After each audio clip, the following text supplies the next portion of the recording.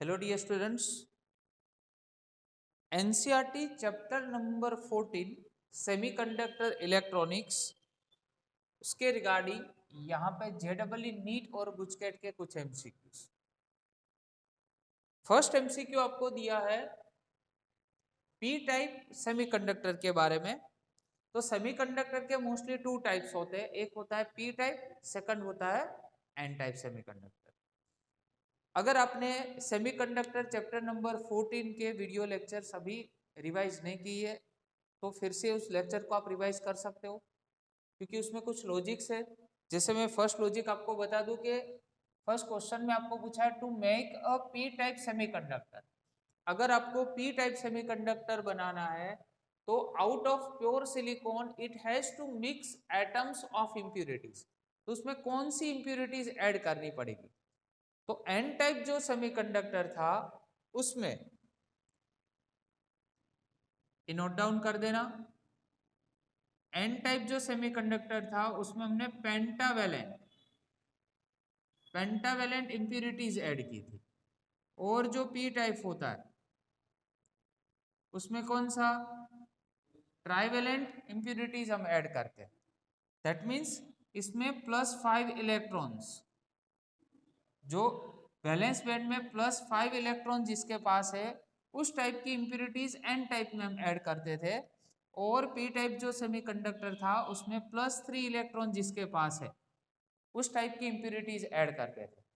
तो यहाँ पे ऑप्शन में जो बोरोन है उसके पास +3 इलेक्ट्रॉन्स है, तो कौन सी इंप्यूरिटी ऐड करेंगे? हम बोरोन इंप्यूरिटीज हम ऐड करेंगे, जिससे पी टाइप सेमीकंडक्टर फॉर्म होता है।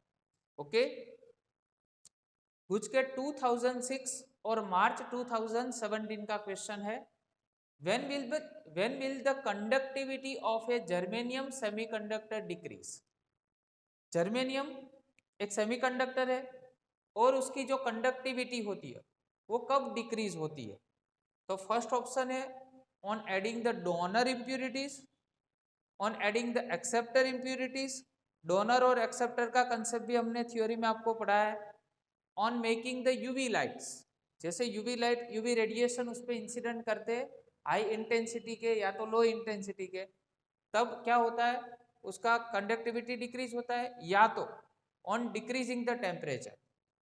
तो याद रखो, जब हम जर्मेनियम जो सेमीकंडक्टर होता है उसका टेम्परेचर जब डिक्रीज करते हैं तब उसकी कंडक्टिविटी भी क्या होती है? डिक्रीज होती है। ओके, तो by decreasing the temperature of germanium the conductivity of germanium will be decreased. Clear? on increasing the temperature width of forbidden gap. तो what is forbidden gap?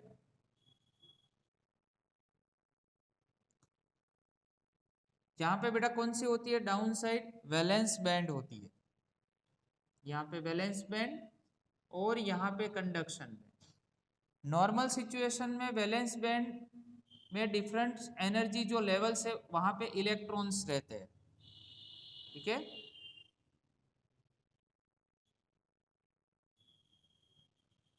अभी देखो, the gap between the valence band and the conduction band is called forbidden gap. इसको forbidden gap बोला जाता है। तो on increasing the temperature, जैसे ही temperature को हम इंक्रीज करते हैं तो विड्थ ऑफ फॉरबिडन गैप क्या होती है? वो भी इंक्रीज होगी। क्या होगी? इंक्रीज होगी। मतलब दोनों के बीच का जो गैप होगा वो भी इंक्रीज होगा। ठीक है, जिससे मतलब जो इलेक्ट्रॉन्स है सॉरी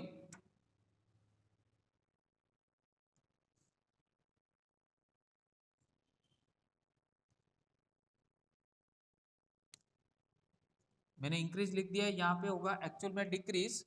क्योंकि देखो, जब भी हम टेम्परेचर इंक्रीज करते हैं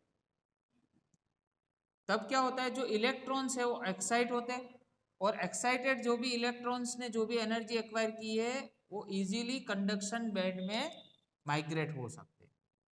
ठीक है, वो माइग्रेट कब होते हैं? जब दोनों के बीच में गैप कम होता है तब। इसलिए एक्चुअल में जब आप क्या करते हो, टेम्परेचर इंक्रीज करते हो, तब दोनों के बीच का जो गैप होगा वो क्या होगा?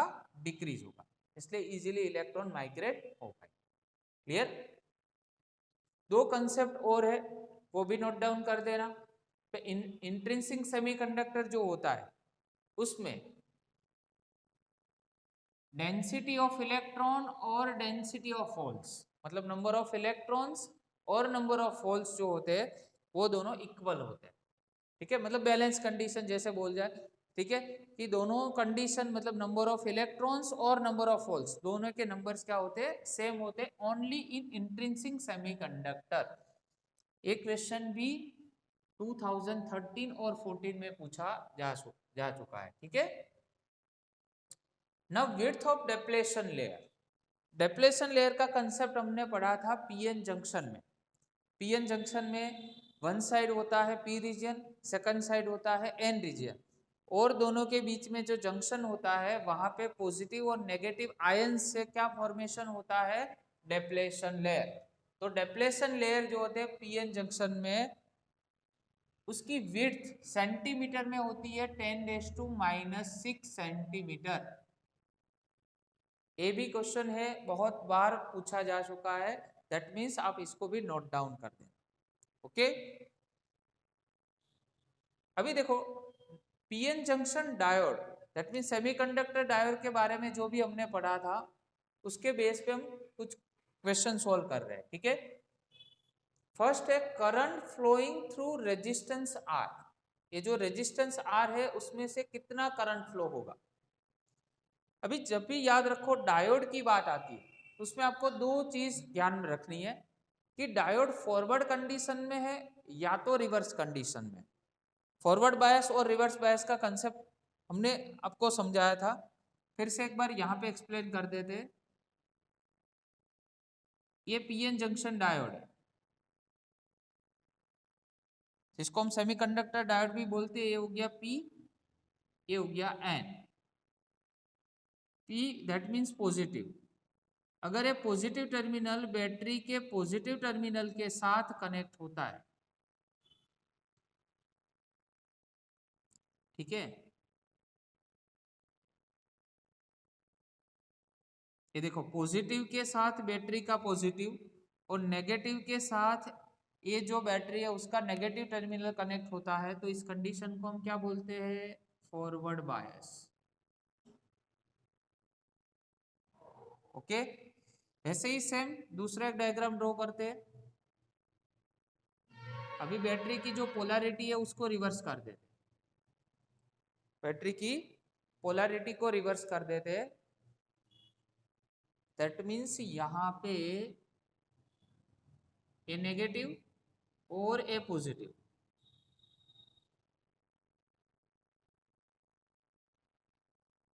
फिर से यहाँ पे पी और एन, तो पॉजिटिव के साथ नेगेटिव और नेगेटिव के साथ positive, that means reverse bias.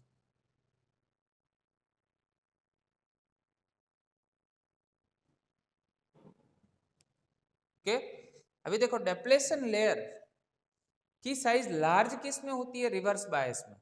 और रिवर्स बायस में कोई भी करंट फ्लो नहीं होता है, याद रखो, no current flows.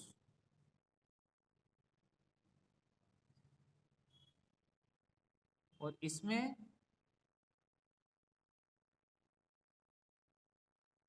Current flow through the diode. Okay, क्योंकि रिवर्स बायस में जो डेप्लेशन लेयर की विड्थ बहुत ही थिक होती है, that means there is no current flows in reverse bias condition of a PN junction diode. Okay, so इस concept से हमें ये एमसीक्यू सॉल्व करना है। तो देखो यहाँ पे हमें -5 वोल्ट है, तो माइनस मतलब ए पोटेंशियल कैसा हो गया? नेगेटिव, और ए पी है और ए एन है, तो ये पॉजिटिव के साथ नेगेटिव हुआ। तो पॉजिटिव के साथ नेगेटिव होता है, कौन सा कंडीशन होती है? रिवर्स बायस कंडीशन होती है। और रिवर्स बायस कंडीशन में करंट फ्लो नहीं होता है, दैट मीन्स आंसर होगा 0 milli ampere. Got it? Right, तो ये नेगेटिव और ये पॉजिटिव, तो वो देखना है आपको कि कौन सी कंडीशन है, फॉरवर्ड या रिवर्स, तो जल्दी क्वेश्चन सोल्व हो जाएगा। वैसे ही दूसरा एक क्वेश्चन लेते हैं। देखो current flow through the circuit, ये पूरी सर्किट दी है जिसमें आपको दो डायोड्स दिए, diode D1 and diode D2. There are two diodes which are connected in first diode is connected with the forward condition just because of the positive terminal of this diode is connected with the positive ends of the battery. तो positive के साथ positive है और ए negative है उसके साथ ए negative है, that means D1 कैसे है, फॉरवर्ड में, D1 is in forward condition. But what about the D2? देखो ए पॉजिटिव है और ए नेगेटिव है, तो पॉजिटिव के साथ ए नेगेटिव है, पॉजिटिव के साथ अगर नेगेटिव होगा तो D2 किस में होगा, रिवर्स कंडीशन में. तो एक फॉरवर्ड में है और सेकंड रिवर्स में है, तो यहां से तो करंट पास होगा बट ए इसके साथ सीरीज कनेक्शन में है, तो D2 में से कोई करंट फ्लो नहीं होगा, दैट मीन्स ओवरऑल सर्किट में कोई भी करंट फ्लो नहीं होता है. तो current flow through out this circuit, इस सर्किट में कोई भी करंट फ्लो नहीं होगा, दैट मीन्स आपका आंसर होगा 0. ओके, बट यही क्वेश्चन में आपको ए डायोड को भी अगर फॉरवर्ड कंडीशन में कनेक्ट कर दे तो दोनों डायोड में से करंट फ्लो होगा. आया समझ में? चलो नेक्स्ट क्वेश्चन उस पे इसके ऊपर ही डिपेंड है. If both the diode have cut in voltage, दोनों का कट इन वोल्टेज आपको दिया है 0.3 वोल्ट, मतलब थ्रेशोल्ड वोल्टेज 0.3 वोल्ट. जैसे ही इस दोनों डायोड को आप प्रोवाइड करते हो, दोनों डायोड कंडक्शन मतलब अपनी जो इनिशियल स्टेज है और मतलब उसका जो वर्किंग है वो स्टार्ट कर देते. तो कट इन वोल्टेज दोनों का कितना है, 0.3 वोल्ट है. Now what about the condition and what about the biasing condition of this diode. The both the diodes are in forward condition just because of the positive terminal of both the diodes are connected with the positive of the battery and the negative is connected to the negative of the battery. So D1 and D2 both are in forward condition. D1 and D2 both are in forward condition. दोनों forward bias में. तो आपको find करना है potential difference between A and B. तो जब भी potential difference find करना हो तो potential of A is equal to, लिखो यहाँ पे पोटेंशियल ऑफ बी, यहाँ पे पोटेंशियल ऑफ ए, इस साइड पे पोटेंशियल ऑफ बी. चल बीच में यहाँ पे D1 डायोड है, उसका कट इन वोल्टेज कितना है 0.3, तो माइनस 0.3 और ये डायोड का भी कितना है -0.3. ओके चलो -0.3 -0.3 -0.6 हुआ और VB को इस साइड पे लेके आओ, तो VA minus VB is equal to a -0.6 उस साइड पे जाएगा, दैट मीन्स होगा 0.6. तो पोटेंशियल डिफरेंस कितना आया A और B के बीच का 0.6. और आफ्टर ऑल यहाँ पे भी देखो बैटरी का भी आपको EMF कितना दिया हुआ है 0.6 वोल्ट दिया है, तो डायरेक्ट आंसर भी आप लिख सकते हो. दोनों अगर फॉरवर्ड कंडीशन में है तो कैलकुलेशन करने की जरूरत नहीं है, यहाँ पे जो भी पोटेंशियल होगा उतना ही पोटेंशियल ये दोनों डायोड्स के बीच के जो टर्मिनल्स है उसके बीच में भी उतना ही पोटेंशियल आपको मिलेगा. Okay, which of the following diode in reverse बायस. तो रिवर्स बायस में क्या होता है, पॉजिटिव नेगेटिव और नेगेटिव पॉजिटिव के साथ. तो ऐसी सिचुएशन हमें ये चार ऑप्शन में फाइंड करनी है. तो फर्स्ट यहाँ पे जो डायग्राम है उसके बारे में डिस्कस करते हैं. तो देखो ये प्लस है, प्लस 5 वोल्ट और ए भी PN जंक्शन है, मतलब पॉजिटिव के साथ पॉजिटिव हुआ, तो ए कौन सा है फॉरवर्ड, ये फॉरवर्ड बायस. हमें पूछा है रिवर्स बायस, तो फर्स्ट ऑप्शन नहीं होगा.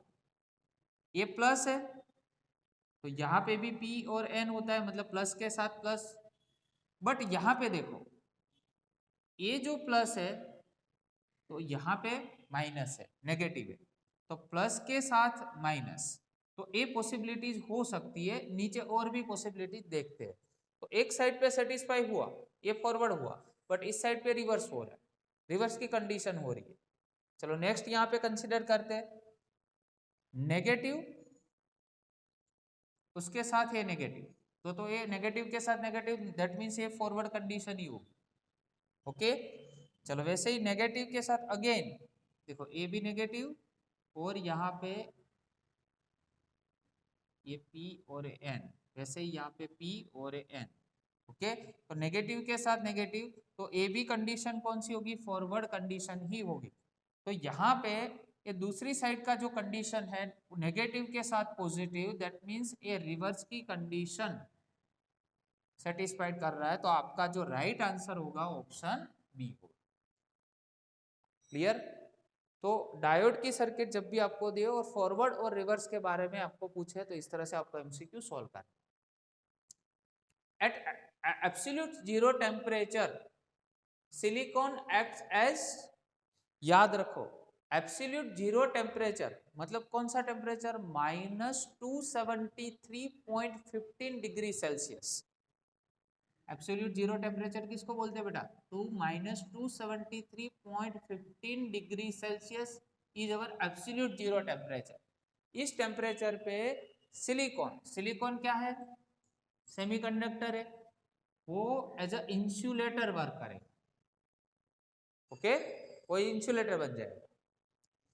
चलो energy band gap is maximum, energy band gap maximum किस में होती है, इंसुलेटर में होती है कि नहीं, क्योंकि इंसुलेटर में वैलेंस बैंड में से जो इलेक्ट्रॉन्स है वो इजीली कंडक्शन बैंड में नहीं जा सकते, तभी तो हम इसको इंसुलेटर्स बोलते हैं। Okay, thank you very much.